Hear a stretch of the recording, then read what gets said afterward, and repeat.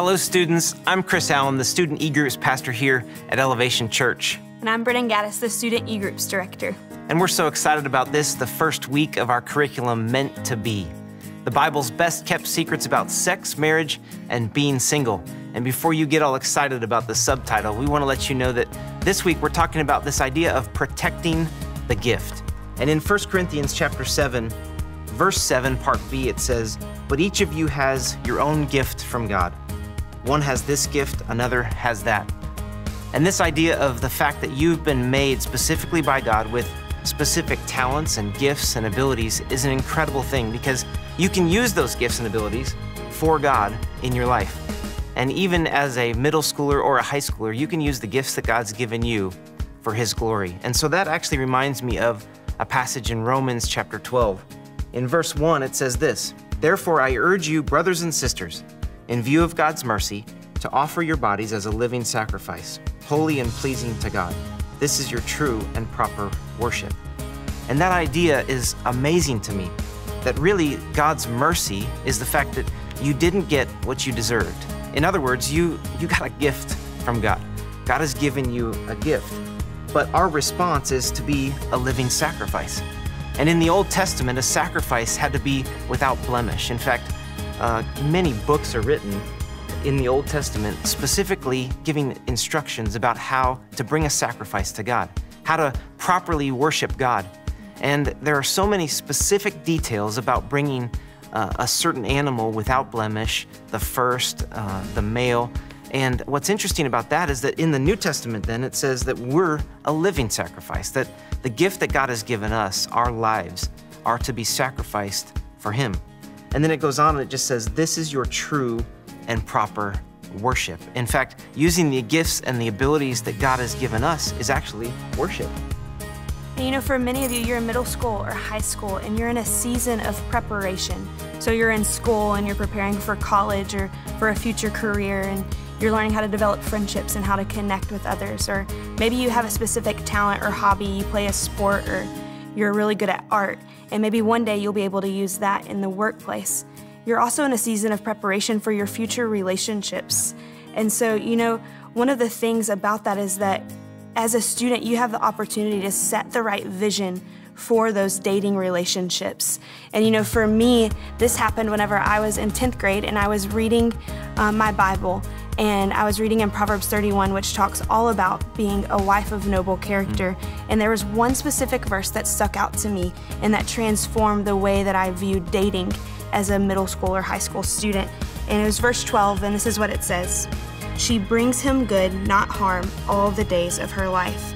And so it's talking about, as a woman, you can bring your future husband good, not harm, all the days of her life. And what that all the days of her life means is that even now, for me as a single person, I can bring my future spouse good, not harm, all the days of my life.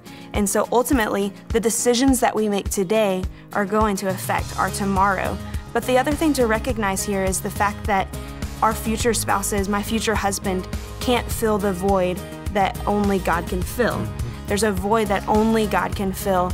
And so by making the right decisions and pursuing a holy lifestyle, we're honoring God. And by doing that, we're setting ourselves up for a great relationship in the future with our future spouse. Absolutely, the decisions we make affect tomorrow.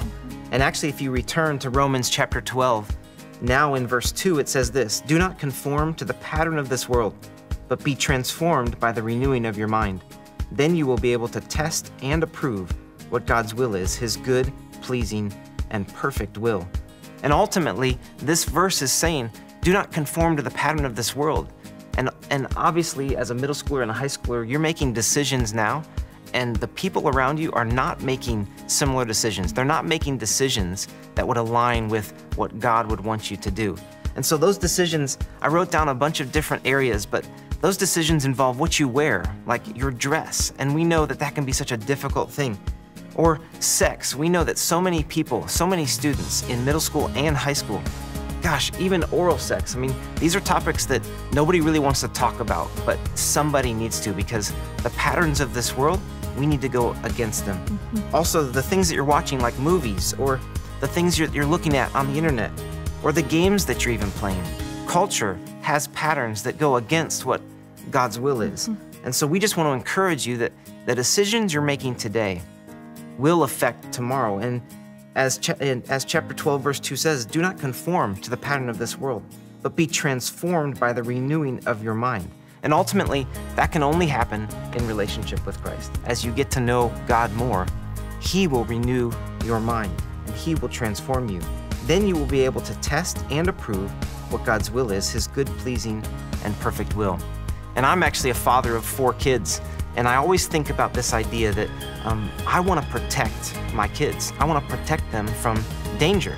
And so a lot of times we'll be playing basketball in the backyard, and the ball will roll down the driveway and out into the street. And I've thought about this a number of times, that for a kid, they just want to run after that ball. Wherever it goes, they'll just run after it, chase after it. But as a parent, I can see further down the street, and I can see that a car may be coming as that ball rolls out into the street. And so I may yell, hey, stop! And I mean to just protect my kids from running out into the street. But they may think, my dad's trying to keep me from having fun. He won't let me go out and get the ball. And ultimately, it's helped my perspective of understanding God, that ultimately He really does have a will for us that's good, it's perfect, and it's pleasing. And so when He's trying to protect us from things, it's ultimately because He wants to help us.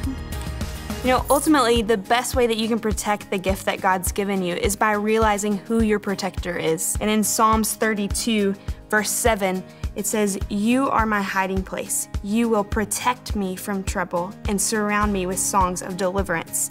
And so God is our protector, and He especially is our protector whenever it comes to dating relationships. And I've been recognizing that myself as a 23-year-old single female, is the fact that sometimes I get disappointed whenever certain relationships don't work out.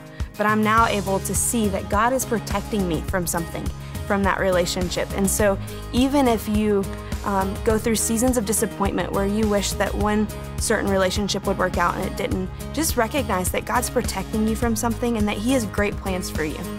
So we're talking about this idea of protecting the gift. And ultimately we know that we have a protector that wants what's best for us. And so it begins in relationship with Him, but you are surrounded by a bunch of people right now, a group of fellow students that can help you to protect the gift that God has given you. And so now we want to move into a time of discussion in and amongst your group and just talk about the practical ways that you can continue to protect the gift that God has given you.